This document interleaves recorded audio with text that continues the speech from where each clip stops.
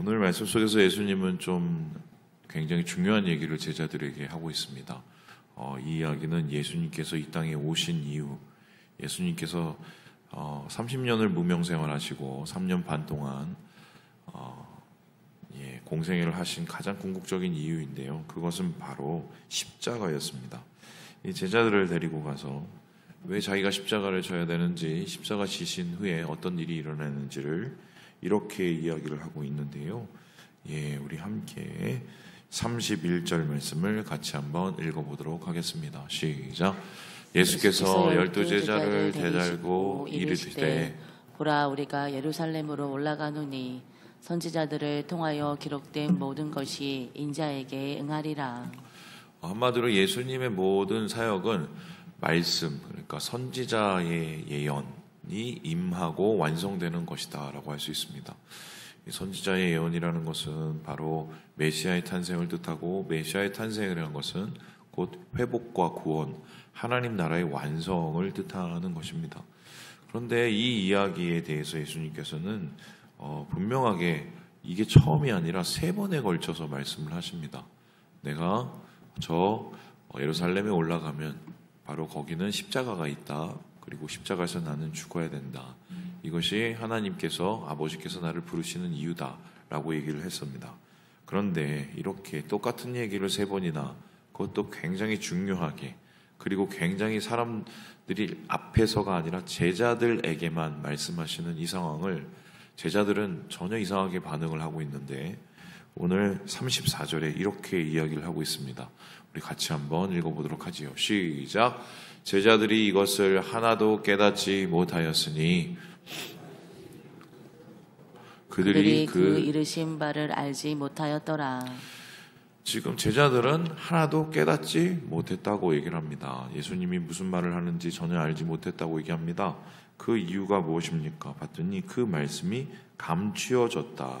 한마디로 그 말씀이 감춰졌다는 소리는 뭐냐면은 이건 도대체 알 수 없을 얘기다라는 소리인데요. 이상하지요? 예수님께서는 계속 나는 올라가면 죽는다. 나는 올라가면 십자가 진다. 나는 올라가면 핍박을 당한다. 계속해서 줄곧 얘기를 하시는데 왜 이 말씀이 제자들에게 감춰졌을까? 가능성을 몇 가지로 볼 수가 있는데, 첫 번째는 이것을 제자들이 비유로 여겼을 가능성이 있습니다. 이제 무슨 소리냐면, 누가복음을 계속 보면은 예수님께서 이런저런 이야기를 끌어내시고 또한 이런저런 사건들을 끌어내시면서 우회적으로 메시지를 전달하잖아요. 예를 들어서 밭의 비유라던가, 또 누가복음 15장에 나오는 잃어버린 양의 비유, 아들 둘의 비유, 이런 걸 통해서 막 우회적으로 얘기를 하시니까 예수님이 저렇게 얘기하시는 게 뭔가 다른 뜻이 있는 거겠지. 진짜 죽는다는 얘기가 아니라 당연히 대제사장들이나 아니면은 당연히 저기 종교 지도자들이 예수님을 향해서 어떻게 보면은 반대적인 행동을 한다. 이런 소리 아닐까? 우회적으로 어떻게 보면은 비유적으로 설명을 한다고 생각했을 가능성이 있어요. 두 번째는 예수님의 이 말씀에 대해서 제자들이 아예 다른 생각을 하고 있을 수도 있었습니다. 당연히 반대는 예상되는 것이니 그 반대를 뚫고 어떻게 보면 일어나서 분명히 예수님이 승리하게 될 것이라는 제자들 나름대로의 생각 속에서 예수님을 해석했을 수가 있어요. 그런데 이게 비유로 해석을 했던, 제자들의 나름대로 해석을 해석했던, 중요한 것은 이게 감춰졌다는 것인데요. 자, 그럼 질문을 해보겠습니다. 정말 예수님의 말씀이 감춰진 것인 거예요? 아니면은 제자들이 그것을 스스로 감춘 것인가요? 아주 쉽게 다시 표현하면 제자들이 못 들은 겁니까? 아니면 제자들이 안 들은 겁니까? 어떻게 생각하세요? 예수님께서 제자들을 데리고 나 올라가면 죽어. 나 올라가면 끝이야. 나 올라가면 십자가 진다. 계속 얘기했을 때 제자들이 그 얘기를 못 들은 거예요? 안 들은 거예요? 여러분 애매하죠? 그죠? 근데 우리의 삶 속에서도 이와 비슷한 일들이 있습니다. 하나님께서 우리에게 말씀하실 때가 있어요. 이거 너가 감당해야 돼. 이런 고난, 우리에게 닥쳐진 여러 가지의 시험, 이런 것들이 있죠. 이거 감당해야 돼. 이거 이겨내야 돼. 이것 통해서 네가 변해야 돼. 뭐 이렇게 하나님께서 말씀하시고 우리에게 삶을 통해서 얘기하실 때 우리가 그 가운데서 하나님의 음성을 들으면서도 그 음성에 아멘을 하시는 분도 있지만 많은 경우의 분은 그거를 귀를 막고 안 들려요 합니다. 그러면서 못 들은 것처럼 살죠. 왜냐하면은 듣기가 싫은 소리이기 때문에 그렇습니다. 저에게도 그것이 뭐 여러 번 있었어요. 인생에서 진짜 여러 번 있었습니다.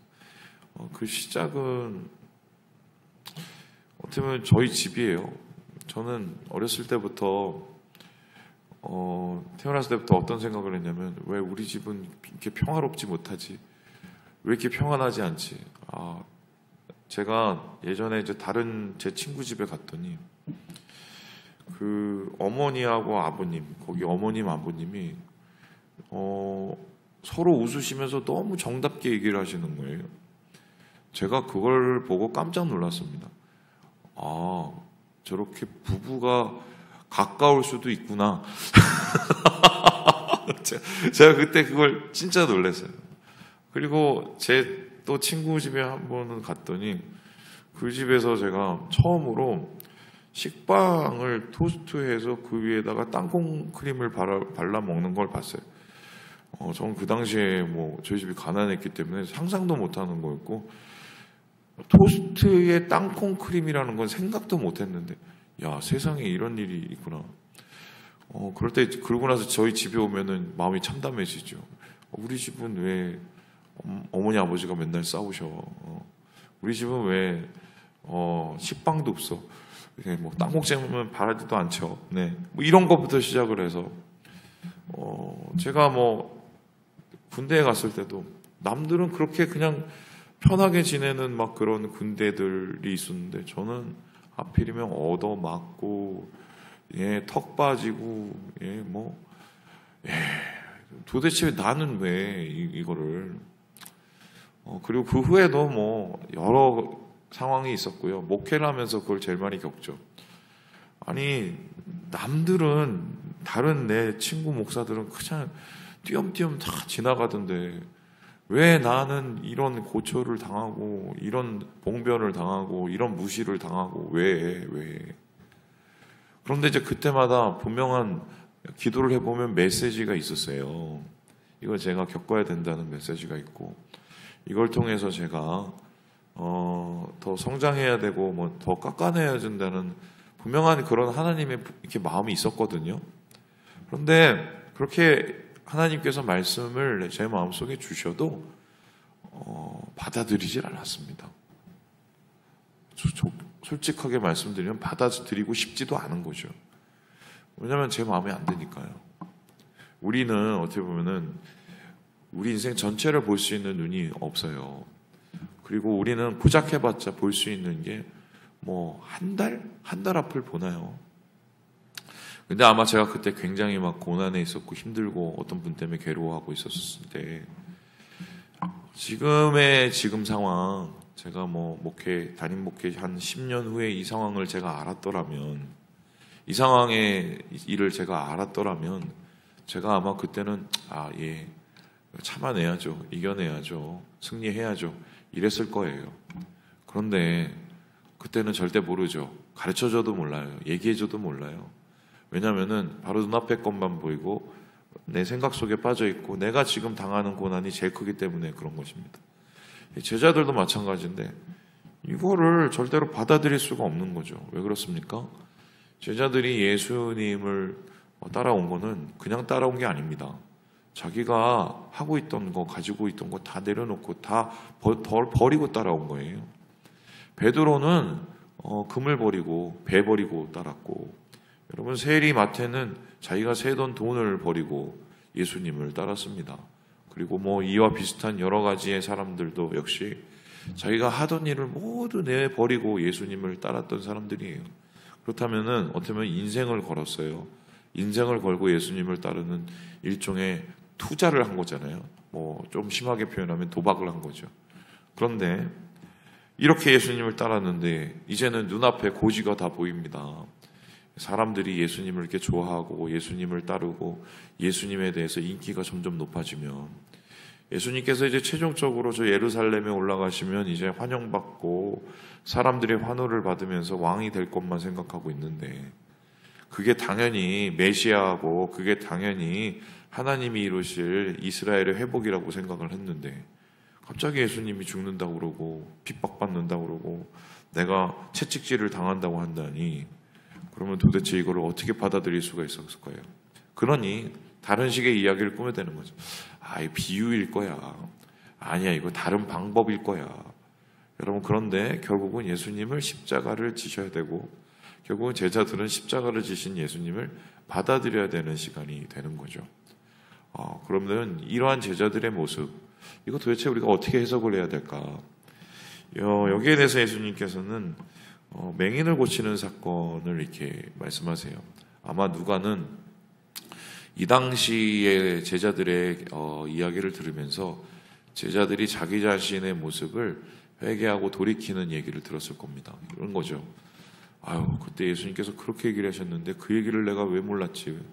우리는 딴 생각만 하고 우리는 받아들이지도 않고 귀를 막고 있었어. 그러면서 마치 그들의 모습이 무엇하고 똑같는가, 이렇게 얘기를 하고 있는데요.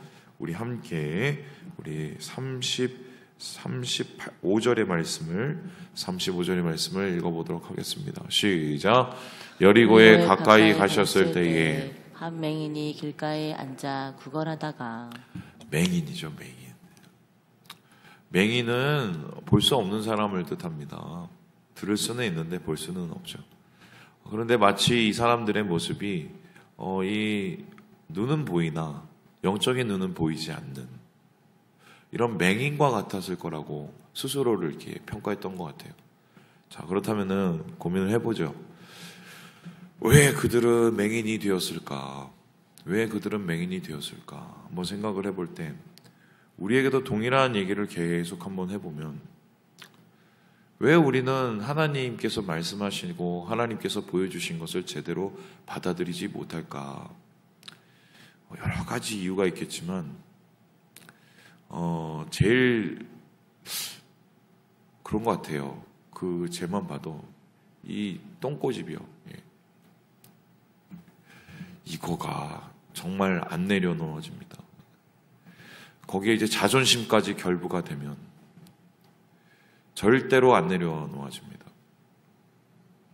제가 얼마 전에 한 성도님하고 그 내려놓음에 대한 얘기를 했어요. 굉장히 힘들고 어렵고 괴로운 일들이 우리에게 있으면 그 괴로움의 근원, 힘들게 만드는 그 근원을 내려놓으면 된다고 제가 얘기를 했습니다. 그랬더니 그 성도님이 저한테 그런 얘기를 하시더라고요. 내려놓는 게 목사님 뭐냐고, 너무 힘들다고. 그래서 제가 내려놓는 건 정말 내려놓는 거예요. 내려놓는 거예요. 아까 그게 뭐냐고 이렇게 얘기를 해서. 여러분, 예를 들어서 내가 지금 고통하고 힘든 문제가 있어요. 예를 들어서 뭐 자식의 문제, 예를 들어서 내가 고통하고 힘들어하는 내 뭐 당장의 뭐 삶의 문제가 있다고 한번 써봅시다. 관계의 문제. 그걸 내려놓는다는 것은 그런 것에 대한 내 바람을, 거기에 담겨져 있는 내 생각을, 내 판단 자체를 그냥 내려놓는 거예요. 그래서 내려놓음을 조금 무식한 말로 뭐라고 표현하냐면 권리 포기라고 얘기합니다. 이 문제에 대한, 이 상황에 대한, 이 판단에 대한 내가 할 수 있는 권리를 다 포기하는 것을 문제예요. 그래서 이 문제를 하나님 앞에 내려놓는 것은, 하나님, 나는 여기에 대해서 제가 할 수 있는 게 아무것도 없고 여기에 대해서 내가 더 이상 바랄 수 있는 뭐 이런 상황도 아무것도 없기 때문에 하나님께 이 권리를 포기해 드립니다. 이제 이 문제는 하나님의 문제고, 이 문제는 하나님이 하셔야 될 문제고, 단 나는 하나님께서 말씀하신 것에 순종하겠습니다라고 하면서 완전한 권리를 포기해 드리는 게 내려놓는 겁니다. 여기서 대표적인 사람이 누구냐면 모세라는 사람이죠. 모세를 한번 생각을 해봅시다. 모세가 한때는 굉장히 잘 나가던 이집트의 뭐 귀족 출신이죠. 물론 입양이 됐긴 하지만. 근데 그가 자기 동족에게도 버림을 받지 않습니까? 그 동족에게도 버림을 받은 이유는 뭐냐면 동족을 구하려고 하다가 오히려 동족의 배신을 당하게 됩니다. 혈기가 올라와서 자기가 하던 것들을 하다가 나중에 사람을 죽이고 그것이 나중에 발각이 되어서 도망자가 돼버리고 나죠. 그런데 이 사람이 40년의 무명의 삶을 살면서 나중에 하나님 앞에 서게 되죠. 그리고 다시 하나님으로부터 사명을 받습니다.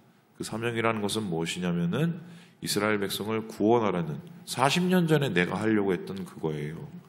그런데 달라진 게 있었어요. 뭐냐? 모세는 신발을 벗고 있었어요. 신발을 벗고 있었다는 의미는 뭐냐면 내가 종이 된다는 뜻이고 내가 할 수 있는 것들을 다 포기했다는 것을 뜻합니다.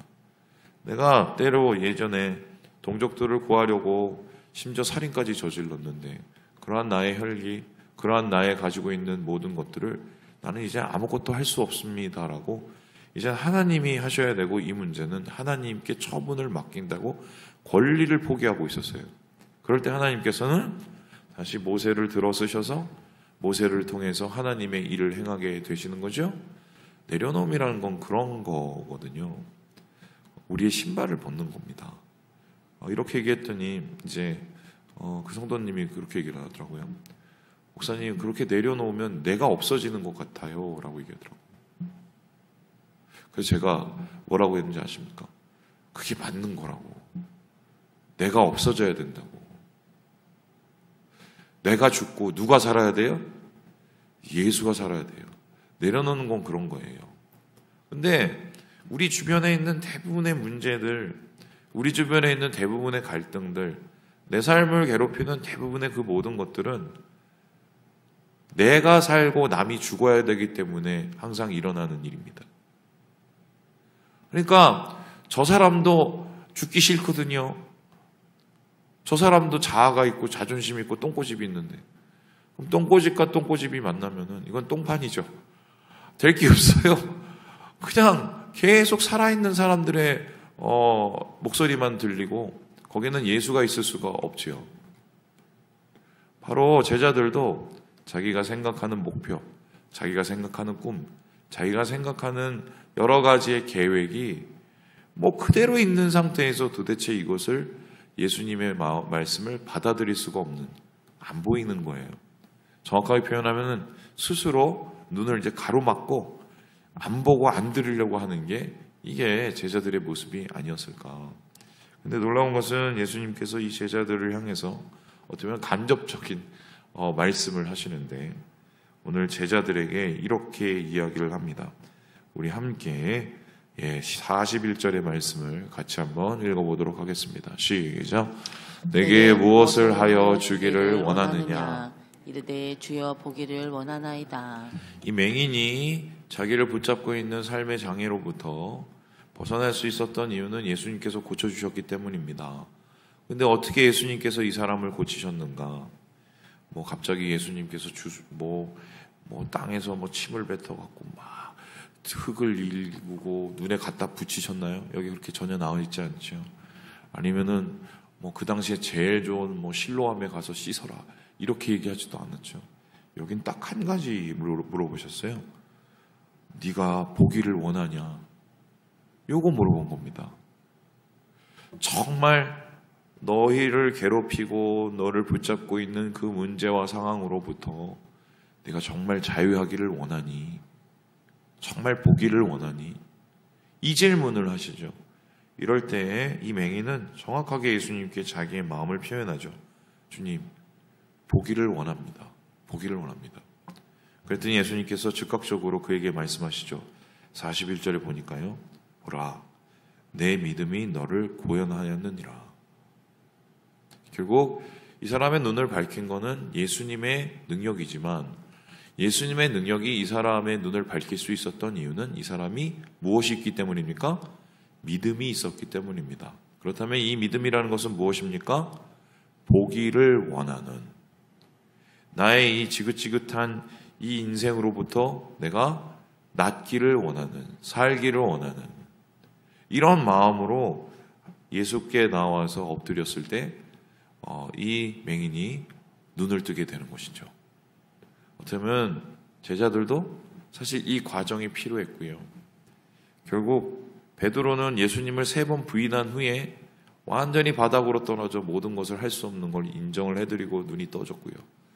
제자들은 예수님이 십자가 앞에서 십자가 지시는 것도 보지도 못하고 도망가서 나중에 참 비참한 모습으로 예수님 앞에 죄송함으로 나왔을 때 그때 제자들의 눈이 열린 겁니다.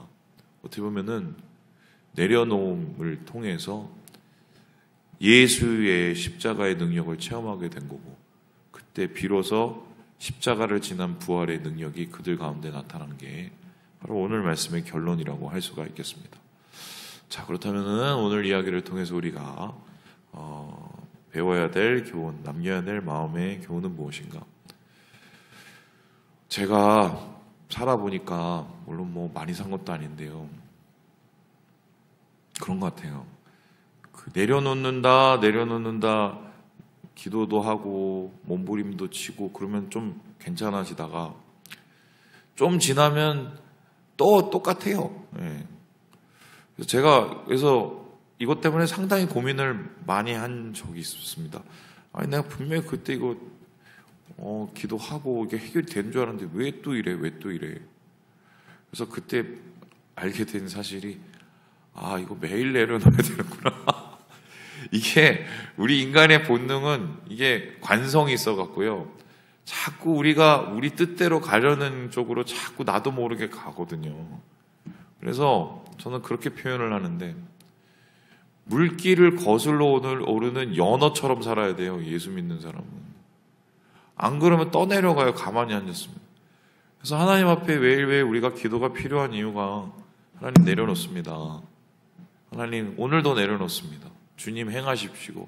저는 순종을 하고 하나님 뜻 이루어달라고, 이런 과정을 통해서 결론적으로 진짜 하나님이 주시는 은혜와 자유를 누리게 되는 게 아닌가. 매일매일 내려놓을 때 매일매일 채워주십니다.